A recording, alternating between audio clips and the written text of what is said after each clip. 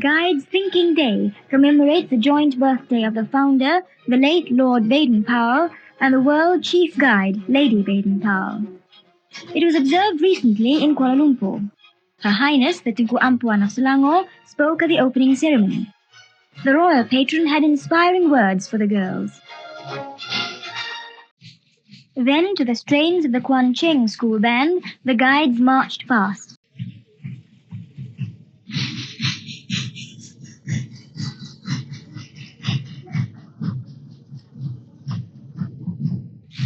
Thinking Day is celebrated once a year by thousands of guides throughout the world. Since it started in 1910, the guide movement has fixed itself on many countries. It came to Malaya as early as 1916. Dressed in the uniforms of member countries, our own guides spin the respective national flags according to when those countries joined the guide movement.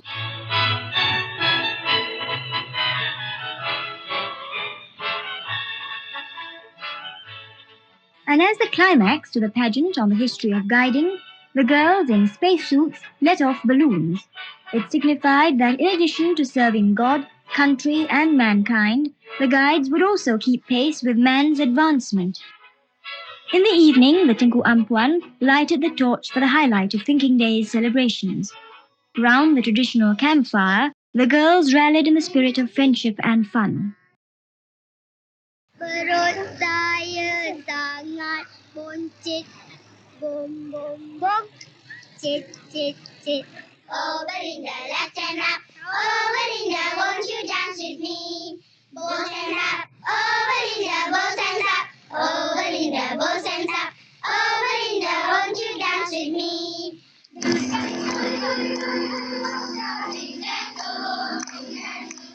That night, in various countries, thousands of guides met and sang together, their voices mingling with the warmth of their beautiful campfires.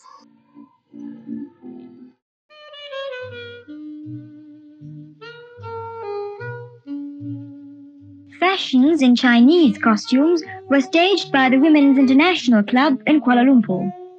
The Prime Minister, the Sultan, and Tunku Ampuan of Selangor and Tunku's wife were present with diplomats and friends. Worn 50 years ago and still worn today without any change are the dresses of the Malacca and Penang nyonyas.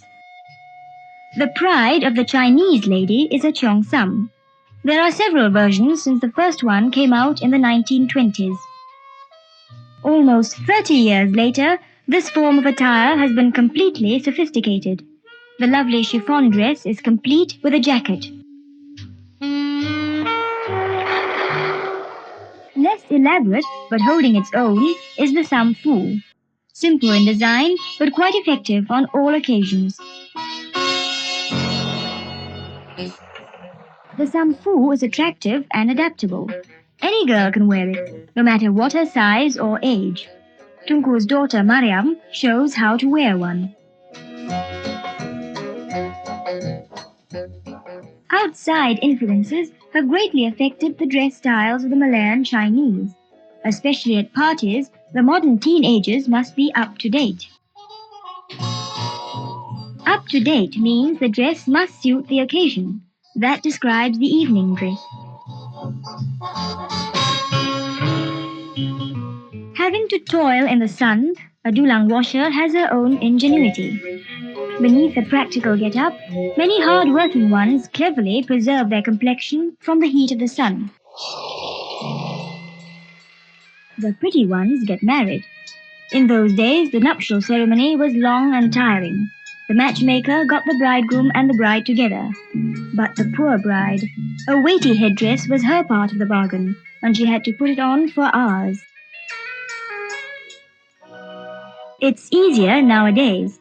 The modern bride takes less in her stride to the altar. Thus, fashions have reflected the times. Besides being entertaining, this parade has aroused a new historical interest through women's wear.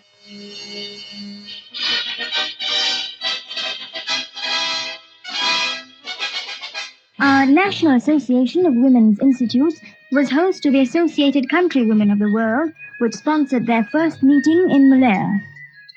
In his address, Tun Abdul Razak confessed that having had to face only one woman at home, he needed great courage to face the representatives of over 5 million countrywomen throughout the world.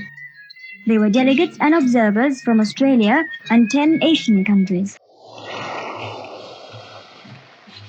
Her Majesty, the Raja Permaisuri Agong, opened this Asian regional conference and seminar. She hoped that the outcome would further extend the cause of women.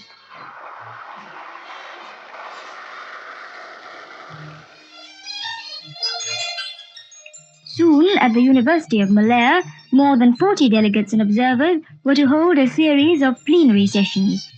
Only members were allowed in, women dedicated to women's welfare. But it was a learned man, Professor Unku Aziz, who led the discussion at the first plenary session. And it was he who warned them against those advertisements which create an unnatural attitude towards sex.